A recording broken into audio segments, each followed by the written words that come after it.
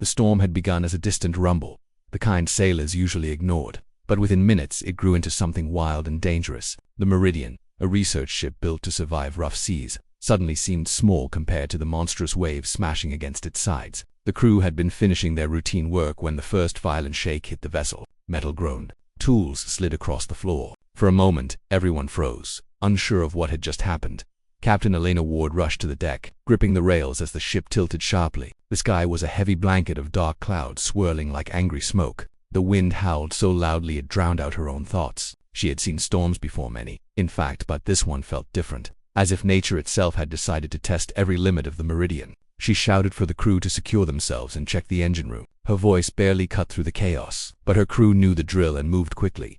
Inside the Meridian, lights flickered like weak candles struggling against the darkness. The waves lifted the ship and dropped it again with frightening force, making the metal frame shiver. The storm had come earlier than predicted and far stronger than any forecast had warned. Alina could feel the ship's heartbeat, its engines pulsing unevenly beneath her feet. That was bad. Very bad. In the engine room, Chief Engineer Marcus Hale was already at work. His hands moved fast, but his eyes showed worry. He had been with the Meridian for years, and he knew its machinery like a friend. But now, pipes rattled in ways they never had before. There was a burning smell, something like overheated wires. Sparks burst from a control panel, and Marcus ducked just in time. The storm had damaged much more than they had expected. He ran to the intercom, trying to reach the captain, but the connection spat out only static. He tried again. Still nothing. The ship's communication systems were failing one by one. He looked around for his team, 3 engineers who were struggling to keep the generators running. Their faces were pale under the dim emergency lights. "We're losing power." One of them shouted. "I know," Marcus yelled back, though he hated admitting it. A sudden blast shook the entire room, knocking several tools from the shelves. One of the generators sputtered, coughed, and died completely. The remaining one struggled, flickering like a dying star. Without power, they would be left in total darkness, helpless in the middle of one of the most dangerous waters in the world. The Drake Passage. Up on the bridge, Captain Alina grabbed the wheel to steady herself as the ship lurched sideways. The radar screen flickered, showing strange symbols before going black entirely. She tried the radio again. No response. She didn't need a technician to tell her what that meant. They were slowly becoming invisible to the world. The storm's roar was relentless. Ice-cold water blasted over the deck as if trying to wash the crew away. Alina wiped her eyes and squinted into the darkness. The ship was drifting off course, pushed by a force stronger than its engines. She checked their direction manually, using old-school navigational tools she kept for emergencies. Her breath caught when she realized the truth. They were drifting toward a region packed with jagged ice formations, giant frozen towers that could crush steel like paper.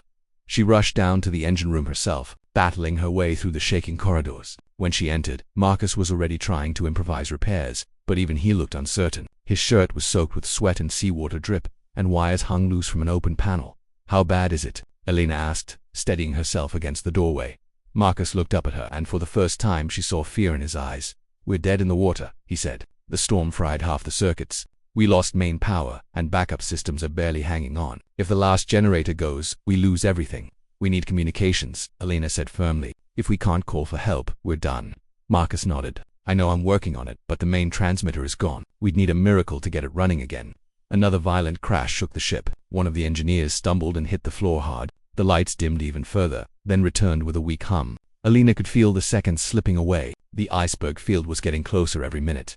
She took a deep breath and tried to think clearly. They needed to send a signal. Even a fragment of an SOS might reach someone. She looked around for something they could use. The emergency transmitter was old and barely functional, considered a last resort tool from another era. Marcus had once joked it belonged in a museum. Now it was their only hope. "Can we get that thing working?" she asked, pointing to it. Marcus hesitated. "Maybe it's not designed for storms like this, and the signal will be weak." "Weak is better than nothing," Alina said. "Please, Marcus, try." He nodded and hurried to the dusty device. The little machine sat in a metal box, its wires tangled like a nest. Marcus and 2 others worked together, reconnecting damaged lines, replacing a burnt fuse, and powering it through the last surviving generator. Every second felt like a heartbeat ticking toward disaster. Outside, the ship groaned again as another giant wave slammed into it. Alina climbed back to the deck to check their position. The wind whipped her coat violently, and her hands felt numb from the cold. She raised her binoculars, and her worst fears were confirmed. In the distance, tall icy shapes loomed like sleeping giants. They were drifting straight toward them. She lowered the binoculars slowly, her stomach tightening. Below her feet, the engine room team finished their frantic repairs. Marcus hit a switch, and the old emergency transmitter crackled to life with a faint, uneven buzz. They all held their breath. "Captain," Marcus shouted through a partly working intercom. "We've got something." Elena rushed back down, sliding slightly as the ship tilted again. When she reached them, Marcus showed her the transmitter. It was glowing weakly, like a small ember in the dark. "It might work," he said, "but the signal will be extremely faint. Maybe only a few people will hear it, if anyone at all."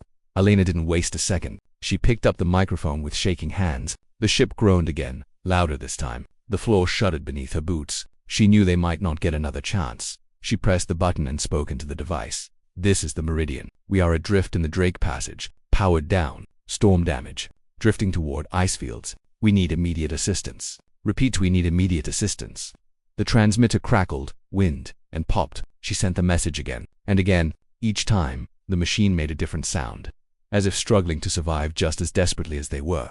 Marcus watched the generator's power levels dropping. "We have maybe 10 minutes left," he said quietly. Elena kept transmitting. Her voice was firm but strained. She felt the weight of her responsibility. Every life on that ship depended on this fragile signal reaching someone out there at that moment. A huge wave crashed against the hull. Water rushed in through a damaged vent, spraying everyone inside. The lights flickered dangerously. One of the engineers covered the generator with his jacket, hoping to keep it dry just a little longer. Elena steadied herself and kept speaking into the mic. She knew she had to. The crew looked at her with a mix of exhaustion and trust, waiting for her to tell them they had a chance. The ship shook again, harder than before. A loud metallic sound echoed through the corridors, a sound that meant something was breaking. Elena and Marcus exchanged a worried glance. The storm was ripping the Meridian apart piece by piece. Marcus went to check the structural panel. "The hull can't take much more," he warned. "We're getting closer to the ice. If we hit one of those formations." He didn't finish the sentence. He didn't need to. Elena turned back to the transmitter, her voice now quiet but steady. She sent the message one last time, holding the button even when the device hissed and spit static. She didn't stop until the generator gave a final, low hum and shut down completely. The engine room fell into darkness. The only sound was the storm outside, angry and unending. The crew looked at each other, unsure if their message had reached anyone at all. Maybe it had, maybe it hadn't. Elena stood there, breathing hard, staring at the silent transmitter as if willing it to come back to life. For a long moment, no one spoke. The Meridian drifted on, powerless, at the mercy of the storm and the icy danger ahead. But even though they could no longer hear it, their faint and desperate SOS was now traveling across the world, bouncing through the atmosphere, reaching ears they could never imagine, and somewhere far away someone would soon be listening. The SOS from the Meridian flew into the stormy sky like a tiny spark, weak and shaking. No one on the ship knew if it would survive even a few seconds in the violent air. Outside, the storm continued screaming, throwing waves high enough to swallow small boats whole. Inside the silent control room, every machine was dead, every screen dark, and every person waiting with a mix of fear and hope. The Meridian was drifting, powerless, but its faint cry was now moving through layers of atmosphere, bouncing off strange pockets of air, and fighting against heavy interference far away, in a quiet town in Argentina. An amateur radio operator named Diego Alvarez was sitting in his small workshop. His radio station was simpler, wooden table filled with wires, old transmitters, headphones, and blinking lights. Diego had been a radio hobbyist since he was a teenager. He enjoyed listening to signals from ships, planes, or random people around the world. To him, the radio waves felt like invisible roads connecting strangers. That night, he wasn't expecting anything unusual. He simply turned on his equipment and prepared to scan through the frequencies like he did every evening. But as he rotated the dial slowly, a crackling sound interrupted the usual static. At first it seemed like just another broken signal lost in the noise. Diego frowned and leaned closer. He tapped his headphones. Then he heard something again, 3 short bursts. Then a silence. Then a long stretching hum. It didn't sound like normal interference. He adjusted the frequency carefully. His hands trembled a little with excitement. He loved strange signals. They meant mystery. Suddenly, a voice broke through the crackling static, so faint it was almost a whisper. "Meridian, immediate assistance." Diego froze. His heart beat faster. He replayed the moment in his head. He knew that sound. It wasn't a normal message. It was an emergency transmission, an SOS, but he couldn't catch the whole sentence. The words were broken, scattered like pieces of a puzzle. He scribbled the words. He heard on a piece of paper and listened again. Static, crackles, silence. He jumped up from his seat and checked his signal booster. Maybe he could strengthen the sound. After 5 minutes of adjusting wires, tightening knobs and antennas, he tried again. The signal returned, still weak, still broken. He wrote as much as he could. A cold feeling washed over him. Someone, somewhere, was in trouble, and this might be the only signal that escaped. Meanwhile, on the other side of the world, in Tasmania, a small weather monitoring outpost was preparing for shift change. The room was quiet, filled with computer screens showing wind patterns, temperature charts, and ocean currents. A young meteorologist named Sarah Finn sat alone, sipping warm tea while checking the weather alerts for the region. She was bored. Most nights were uneventful, with nothing more dramatic than small storms forming far away. Just as she leaned back in her chair, one of the computers beeped unexpectedly. She frowned. That alert wasn't part of the weather system. She opened the signal logs. It showed a strange incoming message and labeled, "Very weak, nearly impossible to read." The log translated part of it into broken text, ... Meridian. Storm need to help. At first, Sarah thought it might be a technical glitch, where the computers sometimes picked up interference from ships or aircraft. But then she noticed something. The signal appeared twice, 3 minutes apart. Someone was repeating the same message. She checked the strength of the transmission. Very low, extremely far. "This isn't normal," she whispered. She tried amplifying the signal, but the equipment wasn't designed for this. She could only see fragments. Still, even those fragments told her enough to know a vessel was in danger. She felt uneasy. She didn't know which ocean region the message came from, but her instinct said it was serious. She wrote down everything the software captured and sent the logged data to a maritime emergency forum she followed. She didn't know whether anyone would take it seriously, but she felt she had to try it at the same time. Thousands of miles away in Canada, a satellite technician named Raymond Cho was performing late-night diagnostics on a relay satellite that had been glitching for days. His job was simple: find the problem and report the data. He sat in a brightly lit lab surrounded by large screens showing satellite telemetry, orbit paths, and communication graphs. Then he noticed an abnormal spike in the satellite's low-frequency detection panel. It was tiny, almost invisible, like an insect walking across a huge floor. But Raymond was a perfectionist. He zoomed in on the graph, and the spike reappeared. It repeated twice.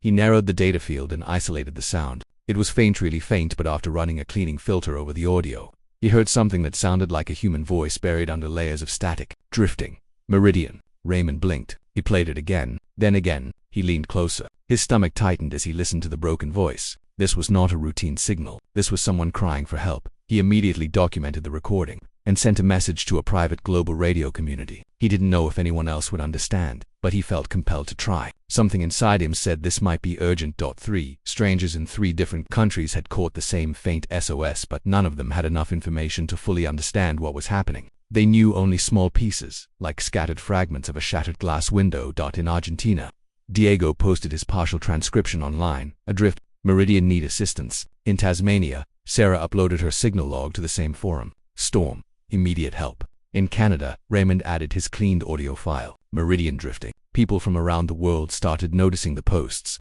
At first, many assumed it was an old, archived signal or a hoax. Some joked about ghost ships, but others, especially those familiar with maritime communications, felt uneasy. More radio hobbyists began scanning frequencies. Some heard faint clicks. Some caught tiny echoes of the same signal. It was like pieces of the same cry were spreading across the planet. In a small coastal town in Chile, a retired sailor named Manuel picked up a fragment. He recognized the tone instantly. It was desperation. He had been at sea long enough to know what a dying transmission sounded like. He typed into the forum, "This is real. Someone is in a storm. Someone is fighting for their life." The tension grew. Meanwhile, back in the Drake Passage, the Meridian crew had no idea their SOS had reached anyone. The storm was still raging around them. The ship drifted closer to the ice fields. The crew sat in the darkness, shivering, hoping, praying, but the outside world was beginning to move. More people began joining the discussion online. Professionals, hobbyists, sailors, technicians. People from different cultures and countries were now united by one goal: figuring out where the SOS came from. Someone posted an idea: let's triangulate the source.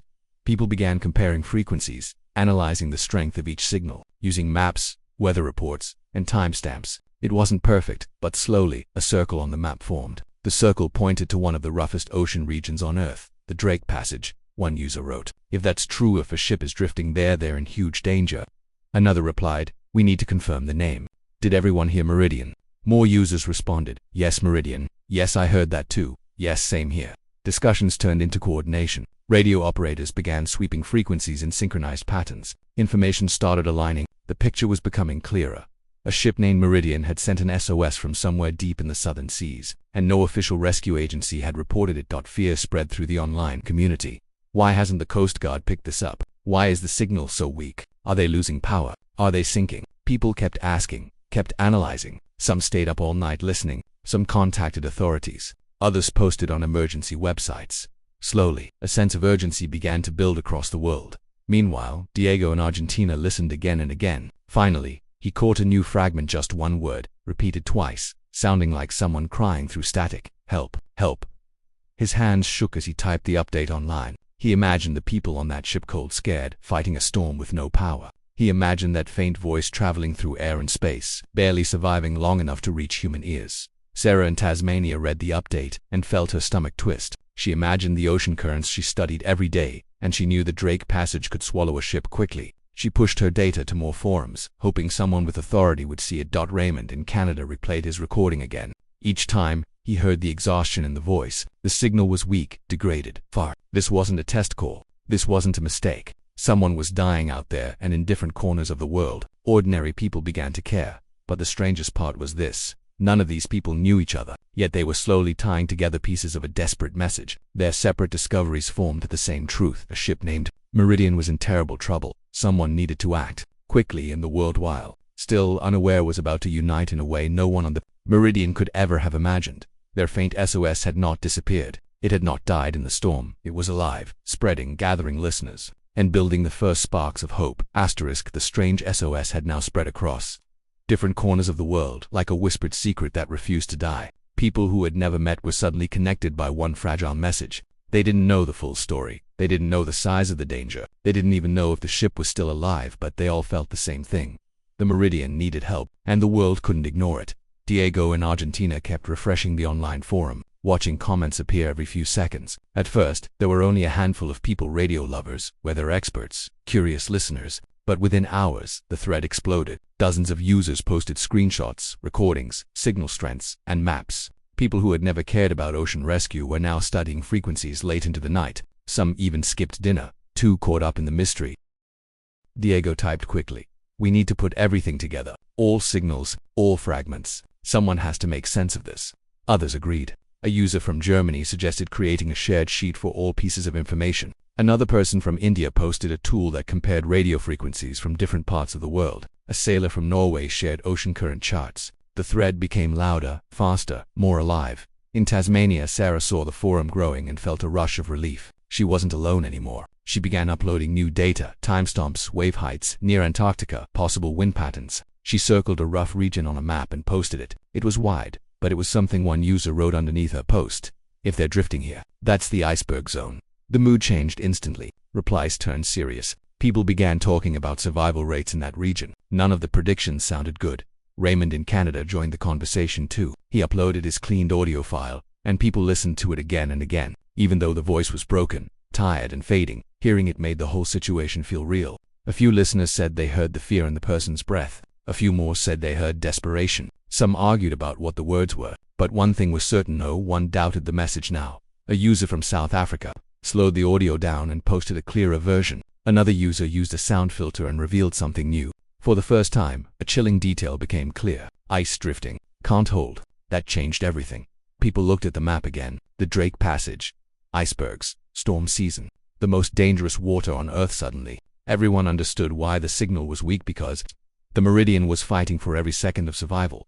But now came the real challenge: finding the ship. A radio expert from Japan posted, "We can triangulate the source using all our signal timestamps." Triangulation meant using the distance between different radio receivers to find the rough location of the transmission. It wasn't easy, especially since the SOS was broken and cut into pieces. But the community was determined. They formed small groups. One group compared times. One group analyzed frequencies. One group studied ocean data. One group worked on wave height predictions. Another tracked storm movements. They didn't have fancy equipment like governments had. They didn't have satellites dedicated to rescue. They didn't have any official position report from the Meridian. But they had something else: a global network of people who refused to give up. Slowly, over the next few hours, patterns started to appear. A user from Finland posted a map with 3 overlapping circles. Each circle represented the possible location based on signals picked up in Finland, Argentina, and Tasmania.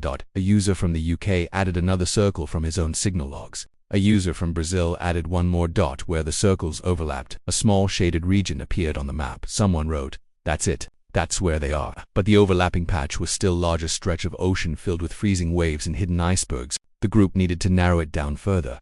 A retired ship navigator named Captain Rowan joined the conversation. His profile picture showed an older man with a thick beard and bright eyes. He had spent 40 years navigating the Southern Ocean. He knew the Drake Passage better than most people on Earth. He typed, If the ship lost power, it would drift with the current. What are the wind speeds there? Sarah immediately replied with wave and wind charts she had access to. Rowan studied them and responded again. They're drifting southwest, not east. Your map needs correction. He posted a corrected drift path. The shaded region shrank. Then an ocean current specialist from a university joined in. She analyzed the water movements and updated the drift model. The region shrank again, smaller than anyone expected. People in the forum cheered, not literally, but through messages filled with hope. We're getting close. This might work. They're not lost, we can find them. The excitement grew as more experts joined. Meteorologists, sailors, radio operators, students studying earth sciences even. A group of fishermen from Chile entered the chat, offering advice about the ice conditions in that region. They knew how quickly icebergs moved. They warned that a ship without power was like a leaf in a storm. But their advice also refined the search area even more. By midnight, the community had created something incredible, a coordinate range for the Meridian's possible location. It was still big, and still filled with danger, but it was no longer impossible. One user wrote, "If we can figure this out, why haven't the Coast Guards responded yet?" Another wrote, "Maybe the official receivers didn't catch the signal." Someone else added, "The world is big. A weak signal can be easy to miss." And they were right. Many official stations had antennas pointing elsewhere, or were overwhelmed by storm interference. But ordinary people had caught what the machines missed. Still, the community knew something frightening. No governments had yet started a rescue. Time was slipping away. The Meridian might not survive long enough for official channels to wake up, so the online group made a decision. A user from France said, "Let's create a coordinated alert message." A radio operator from Kenya volunteered to write it in clear, professional emergency format. People posted contact numbers for Coast Guards in Chile, Argentina, Australia, and the UK. Volunteers split tasks. Some sent emails, some made phone calls, some sent recorded audio clips as proof, some sent detailed drift maps, some contacted maritime agencies on social media. Several posted to emergency alert systems used by sailors. At first, there were no responses. Then someone posted, "Chile Coast Guard has asked for more details." Another person wrote, "Argentina Maritime Authority wants the maps." More agencies slowly began paying attention. Some still doubted the accuracy. Some asked for official ship registration. Some asked if the Meridian was even in that region, but the online group kept pushing. Meanwhile, another conversation started in a small corner of the forum. A user from New Zealand posted, "A research vessel in my port is leaving for Antarctica tomorrow. I know the captain. Should I tell him?" Replies came instantly, "Yes, please do. Every minute matters." That message would soon become very important. Far away, completely unaware of the growing global concern, the Meridian and its crew continued drifting, feeling more hopeless by the minute. The storm had not calmed. The winds were merciless. The cold was crushing. The crew's fingers went numb. Their clothes were soaked. They were exhausted, hungry, terrified. They had no idea that their broken, dying SOS was now being reconstructed by strangers working together across continents. They had no idea that thousands of miles away, people were studying maps, measuring currents, and refusing to sleep until they knew the crew had a chance. They had no idea that a community of complete strangers was racing to solve the puzzle of their location. But the world was beginning to change around them. The SOS had reached human hearts, not just human radios. People in different time zones stayed awake, staring at screens, listening to static, sending emails, adjusting coordinates. The faint voice of the Meridian had sparked something powerful, an unexpected unity. One user in the forum wrote late at night, "It feels like the whole planet is listening." Another replied, "Yes, and we're not stopping until we find them." Finally, after hours of intense searching and endless effort, the community produced the closest thing to an exact location they could. Get coordinates cold numbers on a screen. But those numbers meant hope. Everyone stared at them in silence. Someone whispered into the chat, "We've found them, or at least as close as anyone can." And far away in the dark, raging ocean, the Meridian continued drifting, unaware that strangers across the world had just drawn a circle around their location. A circle of hope. Asterisk, the world did not notice the Meridian at first. It was just one ship, lost in one storm, drifting in one of the most dangerous waters on Earth. But the moment the online community found the possible coordinates, something changed. The SOS was no longer just a sound buried in static. It had become a mission, a responsibility, a call that people across continents felt deep inside their hearts. The online forum, which had started with only a few hobbyists, now had hundreds of active members. Maps filled the screen. Signals were shared non-stop. People from different time zones stayed awake just to help. Everyone was focused on one question: how do we get help to the Meridian quickly? But they soon realized something frightening. The nearest official rescue ships were far away. Coast Guards had not fully mobilized yet because they needed more confirmation and exact coordinates. Governments moved slowly. Paperwork, approvals, protocols, all of these took time. time the Meridian did not have. That was the moment ordinary people decided they could not wait any longer. A young woman named Nora from New Zealand was the first to take action offline. She had written earlier in the forum that a research vessel, the Aurora Star, was preparing to leave the port for Antarctica the next morning. She knew the captain, an old family friend named Captain Miller, a calm man with a deep voice and a passion for helping anyone at sea. Nora rushed to the docks before sunrise, her heart pounding, her phone full of screenshots of the SOS, the coordinates, and the drift patterns. The wind was cold along the shore. The Aurora Star sat quietly at the dock, its engines warming, crew loading supplies. Nora ran to the gangway where a guard stopped her, but she insisted, "Please, I have to speak to Captain Miller. It's urgent." The guard hesitated but saw the panic in her eyes and called the captain. A minute later, the tall gray-haired man walked out, adjusting his coat. "Nora, what's wrong?" She held out her phone, trying to catch her breath. "There's a ship, the Meridian. It's drifting. No power. In the Drake Passage. We have coordinates close ones. Please, Captain, they need help now." Captain Miller scrolled through the data. The screenshots were chaotic, but he understood the seriousness quickly. He had sailed near that region many times. He knew exactly what those coordinates meant. "If they're really there," he murmured, rubbing his chin. "They might not have long." Without another word, he turned to his officers. "Prepare an emergency route. We're leaving now." The crew stared at him in surprise. They weren't scheduled to depart yet. They didn't even have final paperwork. But Miller's voice carried the kind of authority that made people move without question. Within minutes, engines roared louder, and the research vessel began cutting through the water. The first ship of the rescue fleet was on its way. News of the Aurora Star leaving early spread through the forum. Diego in Argentina felt hope spark in his chest. "One ship is going," he typed. "We need more. There are fishing boats in Chile and Argentina. Cargo ships. Anyone who can get close should go." People in coastal towns started calling local captains. Some sailors saw the SOS story trending online and volunteered immediately. In Chile, a group of fishermen who worked near the southern waters met at the docks. Their boats were small but fast. They knew the ocean better than most. They packed supplies, blankets, tools, food and set off before sunrise. None of them cared about danger. They cared only that someone out there needed them. Meanwhile, in the Pacific, a massive cargo ship named Blue Horizon received a call from one of its crew members who had been following the online updates. The captain at first doubted the story, thinking it might be exaggerated. But when he listened to the static-filled recording of the Meridian's SOS, the desperation in that broken voice changed his heart instantly. "We're diverting," he told his team. "Plot a course to the coordinates." The cargo ship slowly turned, its giant hull pushing against the waves, heading toward the danger zone. More vessels joined, some small, some large. A private yacht from Australia with strong engines changed its route. A scientific icebreaker from Russia, already in southern waters, confirmed it would redirect to help. Each ship captain made the decision without asking for anything in return. They didn't care who the Meridian belonged to or whether they would be thanked. At sea, helping someone in danger was a rule older than any law. Back in Argentina, Diego was stunned as he watched the fleet grow. He never imagined that his simple hobby, sitting at his radio table listening to strange signals, would lead to something so big. He felt a warmth in his chest, a mix of pride and fear. He kept writing updates for the ship captains and coordinating volunteers who knew how to read the weather. In Tasmania, Sarah was watching the storm patterns shift. She posted live updates every 10 minutes. Wind speed, wave height, predicted movement of the ice. Her data helped the volunteers adjust their course. At one point she typed, "Storm increase expected in 5 hours. Rescue ships must arrive before then." The message spread quickly. Captains increased their speed. Some pushed their engines to limits they normally avoided. But the thought of a dying crew pushed caution aside. In Canada, Raymond contacted a colleague from a private satellite company. The colleague, moved by the story, used their company's unused scanning window to focus on the region. Within an hour, they detected a faint heat signature, possibly a distressed ship. Raymond posted, "We might have a fix on their location." People around the world cheered online. The fleet now had a clearer direction.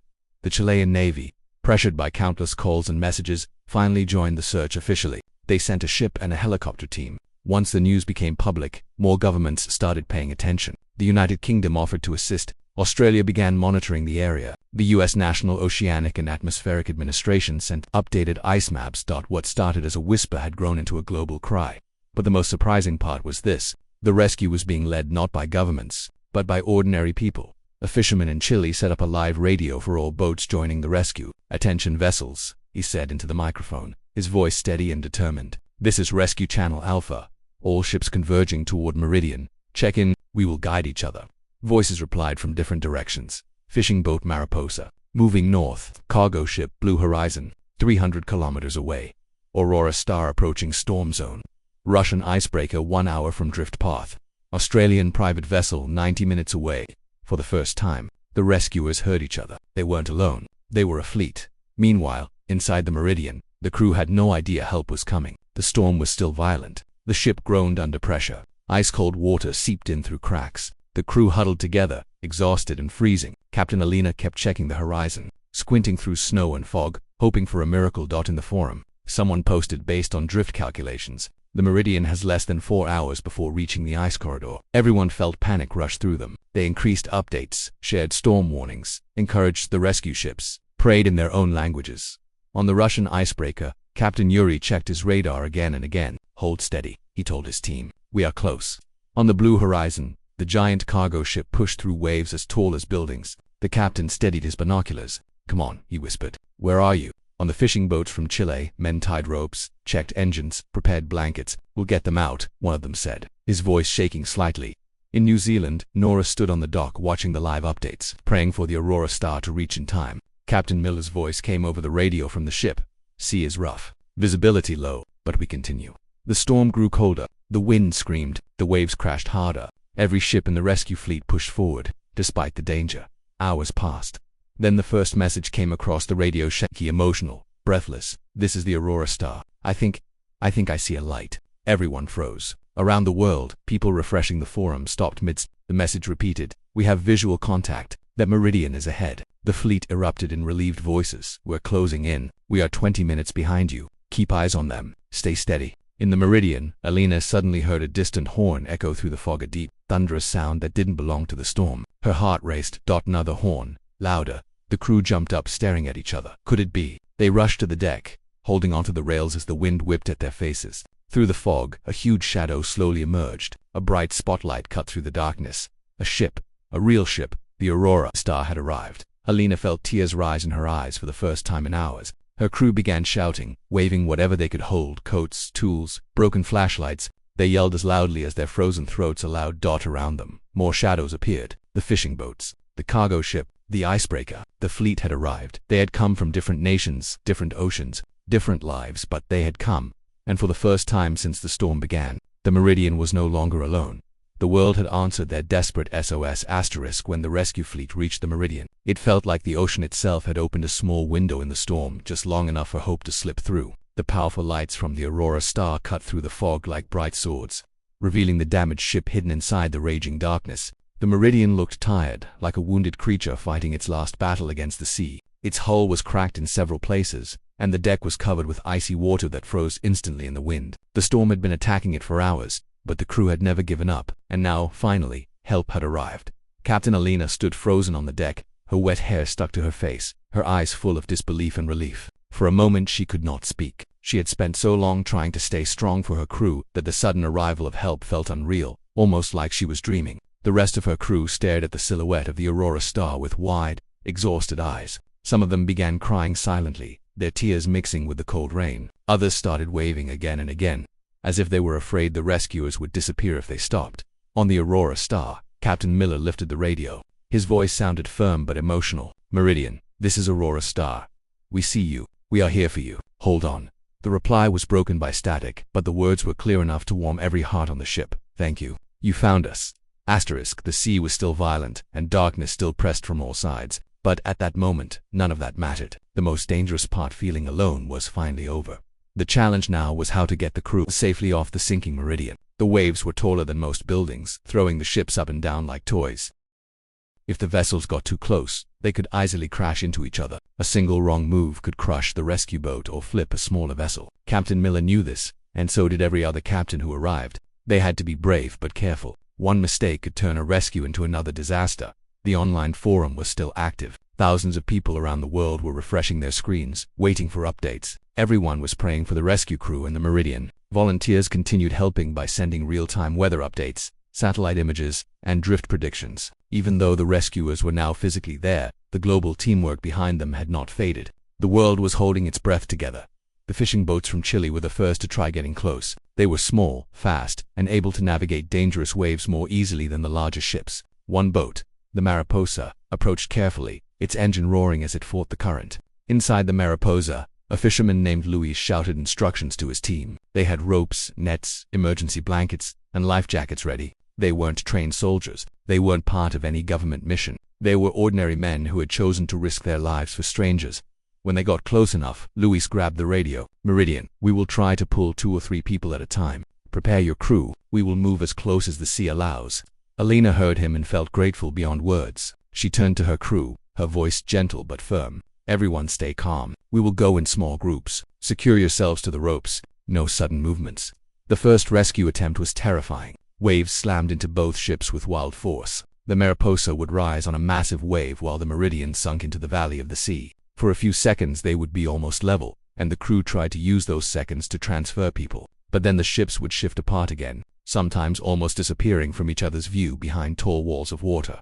On one attempt, one of the Meridian's younger crew members, a technician named Liam, nearly slipped. A massive wave smashed the deck, throwing him against the railing. His hands slipped from the rope, and he almost fell into the icy water. But a rescuer from the fishing boat lunged forward and caught the rope in time, pulling him back with all the strength he had. Liam collapsed onto the Mariposa's deck, shaking violently, but alive. The other fishermen cheered, even though the storm drowned most of their voices. Saving just one person gave them strength. The Aurora Star then positioned itself to attempt a larger rescue. The ship had advanced equipment and a powerful crane that could lift heavy cargo. Captain Miller decided to use the crane to lower a reinforced rescue cage onto the Meridian. It was usually used for scientific equipment, but tonight it would carry people.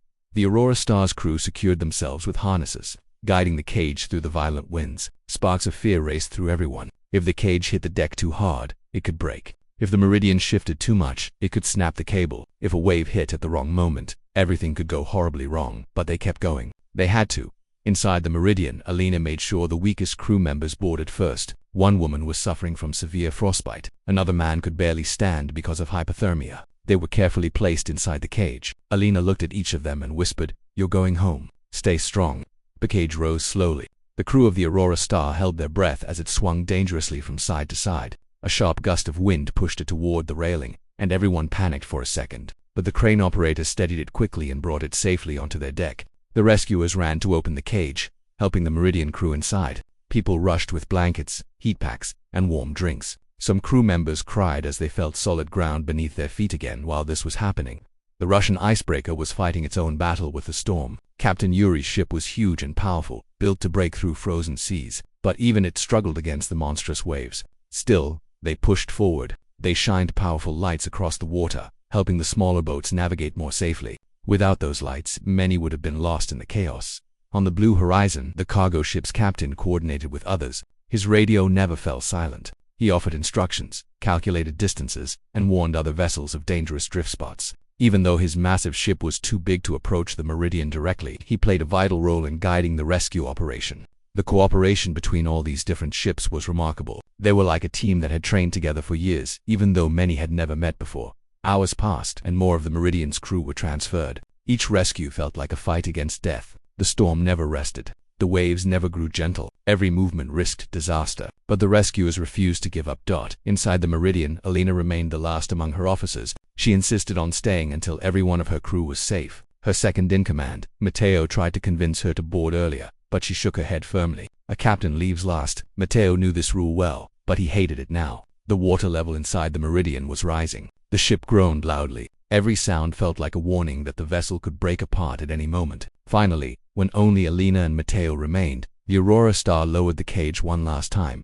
The wind had grown even worse. The cage swung so violently that Alina wasn't sure it would reach them safely, but she steadied her breath and waited. When the cage hit the deck, Matteo pushed her gently toward it. "It is your turn, Captain." She hesitated for a moment, feeling the weight of everything she had carried for hours. Then she stepped inside with Matteo. The signal was sent, and the crane began lifting the cage. They rose slowly above the dying ship.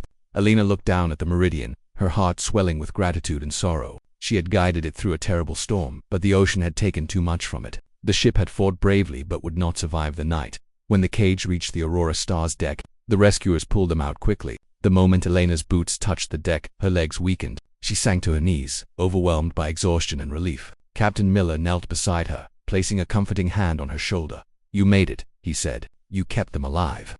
Elena looked up at him, her eyes shining. "No, all of you did." In the distance, the Meridian tilted slowly. The storm roared around it as if claiming its victory. The ship, now empty, leaned further and further until its deck touched the water, and then, with a deep, heavy groan, it slipped beneath the waves. The rescuers stood silent for a moment, watching the sea swallow the ship. Even the storm seemed quieter, as if honoring its final journey. But the silence didn't last long. One of the fishermen suddenly shouted, "We did it. They're safe." And cheers erupted across the fleet. Horns blew, lights flashed. People hugged each other despite being strangers. They had done something extraordinary. They had saved an entire crew from one of the deadliest parts of the world, armed with nothing but courage, teamwork, and the simple belief that every life mattered far away. The online forum exploded with messages. "They're safe. Thank God. The fleet did it." People from different countries and languages celebrated together. Although they were thousands of miles from the freezing ocean, they felt connected to the moment. They knew they had played a part in guiding the rescue. On the Aurora Star, Alina sat wrapped in a warm blanket, watching her surviving crew being treated. She smiled weakly, her body tired beyond measure, but her heart full. She thought about the voices that had answered their SOS, people she had never met, people who owed her nothing, people who cared simply because they were human.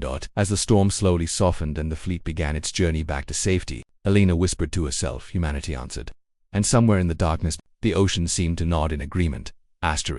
The sun rose slowly over the horizon as the rescue fleet made its way toward the nearest safe harbor. After fighting through endless waves and a violent storm, the sight of morning light felt like a warm embrace. The sky was soft pink and gold, and the ocean, once cruel and wild, now shimmered quietly, as if pretending it had never been dangerous. For the rescued crew of the Meridian, that sunrise felt like a second chance at life. On the deck of the Aurora Star, Captain Alina watched the horizon with tired eyes. She had barely slept. Every time she closed her eyes, she saw the storm, the sinking ship, the faces of her crew fighting against freezing winds. She heard the broken SOS in her mind. She felt the fear again and again. But now, as the gentle light touched her face, she let out a slow breath. They had survived. All of them had survived. That truth alone filled her with a quiet joy. Her crew sat nearby, wrapped in blankets, talking softly among themselves. Some were still shivering from the cold. Others stared silently at the sea, struggling to believe they were no longer trapped in the storm. Liam, the young technician who had almost fallen into the ocean, sat with a hot drink between his hands. He kept whispering to himself, "We made it. We actually made it."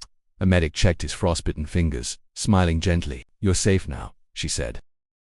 On the fishing boat, Mariposa, Luis and his men were exhausted but filled with pride. They joked with each other, trying to shake off the tension of the night. One of them said, "I thought the sea was going to eat us alive." Another replied, "We told the sea it can try, but not today." They laughed, but inside they knew they had faced something truly dangerous. They had risked their lives for strangers, and the gratitude they received from the Meridian's crew touched them deeply. The Russian icebreaker continued leading the fleet through the calmer waters. Captain Yuri stood at the bridge, drinking hot tea and looking over the sea with quiet satisfaction. He didn't say much, but his crew could see the pride in his eyes. He had volunteered without hesitation, and now he watched the rescued crew resting safely. He felt the weight of responsibility lift from his shoulders. The blue horizon followed behind, carrying supplies and helping communicate with coastal authorities. Its captain had organized the fleet like a conductor leading an orchestra. Now that everything was under control, he finally allowed himself to relax. He leaned back in his chair and murmured, "This is what humans can do when they choose to stand together."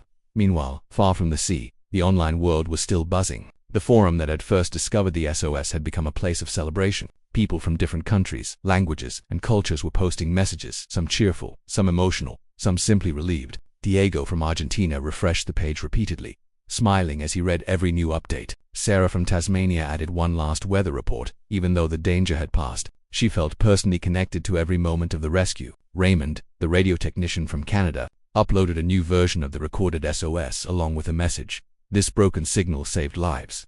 His post received hundreds of replies thanking him for sharing the audio in the first place. Users created maps showing the journey of the rescue fleet. Others wrote long messages about how this experience reminded them that humanity was still capable of extraordinary kindness. Many people confessed they stayed awake all night watching live updates, unable to sleep until they knew the Meridian's crew had been saved. Some cried, some prayed, some simply sat in silence, moved by the thought that a desperate voice from the middle of the ocean had brought the world together. Back on the Aurora Star, Alina finally went inside to check on her crew. They were resting in warm beds, some sleeping deeply, others talking softly with rescuers. A doctor examined one crew member who had severe hypothermia. Another team checked frostbite wounds. Everyone worked calmly and kindly, treating the Meridian crew like family. Alina felt her throat tighten with emotion. She had been prepared for the worst. She had imagined losing people. Instead, she was watching them heal. Matteo, her second in command, stood beside her. His face was pale with exhaustion, but he smiled. "We owe them everything," he said.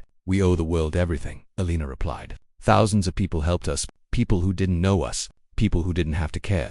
Matteo nodded. They cared anyway. When the fleet reached the harbor, a crowd had already gathered on the shore. Rescue workers, local families, reporters and volunteers stood waiting, shivering in the cold morning air. They had been following the rescue mission for hours. Some had friends or relatives on the rescue ships. Others just wanted to welcome the survivors home. As the Aurora Star docked, applause broke out. People cheered loudly, waving their hands and shouting words of encouragement. The rescued crew stepped off the ship slowly, some limping, some leaning on rescuers, but all alive. The crowd continued cheering. Some cried openly. Some held up signs saying "Welcome back" and "Heroes of the Sea." Liam looked around at the crowd and whispered, "I can't believe this is for us." A little girl ran up to him and handed him a small flower. "I'm glad you're okay," she said shyly. Liam's eyes filled with tears. Luis and his fishing crew also stepped onto the dock. People rushed forward to shake their hands and thank them. Television reporters asked them questions. One reporter asked Luis, "Why did you risk your life for people you didn't know?" Luis scratched his head and shrugged. "Because they needed help," he said simply. "If we were in their place, we would hope someone would come for us too." The Russian crew received applause as well. Captain Yuri bowed his head politely, embarrassed by the sudden attention. He was not used to such praise. He whispered to one of his officers, "We only did what was right." His officer replied, "Yes, Captain, but sometimes doing what is right makes you a hero." Captain Miller shook Elena's hand firmly. "Your crew survived because you led them with courage," he told her. Elena shook her head. "They survived because people like you answered the call." As the rescued crew were taken for medical checkups, volunteers brought warm clothes, hot meals, and fresh blankets. The smell of soup and bread filled the air. Some survivors had not eaten properly in days. They held their bowls with shaking hands and ate slowly, feeling warmth spread through their bodies. Later that afternoon, the mayor of the harbor town organized a small ceremony. Not something grand or formal, just a moment of gratitude. The rescuers stood together, and the Meridian's crew stood opposite them. Elena stepped forward, holding a small notebook that had survived the storm. Her voice trembled as she spoke. "We were lost in the darkest part of the world," she said. "We thought no one could hear us, but our message reached all of you, people far away, people we will never meet in person, people who could have ignored us, but didn't." She looked at the fishermen, the scientists, the icebreaker crew, the cargo ship officers, and the volunteers. "You came for us. You risked everything, even when you owed us nothing. Our ship is gone, but you saved what mattered most, our lives. We will never forget what you did." There were tears in many eyes by the time she finished. After the ceremony, the Meridian crew were taken to a shelter to rest. The rescuers prepared their ships to return to their normal duties. The online forum continued celebrating, sharing the story with the world. News channels began reporting the rescue, calling it one of the greatest examples of international cooperation in modern times. Days later, when the Meridian crew had recovered enough, some of them visited the rescue fleet again to say their personal goodbyes. Liam hugged Luis tightly. "You saved me," he whispered. Luis smiled. "No, you're the one who held on long enough for us to reach you." Elena visited Captain Miller. They talked about the storm, the rescue, and the strange way an entire world had come together over a single broken signal. "It almost feels impossible," she said. "Not impossible," Miller replied, "just rare. People forget how powerful they can be when they unite." When the Meridian crew finally prepared to return home, they stood on the edge of the harbor one last time, watching the calm sea. The ocean that had nearly taken their lives now looked peaceful and beautiful. Some felt fear, some felt respect, all felt gratitude. Elena closed her eyes for a moment, remembering the storm's roar, the cold, the darkness, and the feeling of hopelessness. Then she remembered the lights, those bright rescue lights cutting through the night like a promise. She remembered the voices of strangers on the radio, the courage of the fishing boats, the strength of the icebreaker, the guidance of the cargo ship, and the endless support from people across the world. A single message had traveled through static, through storms, through thousands of miles, and had reached human hearts. That message had created a chain of kindness so strong that the sea could not break it. Before walking away, Elena whispered into the wind, "Thank you, humanity." And somewhere far out in the ocean, the waves whispered back their soft reply, carrying her gratitude into the endless blue.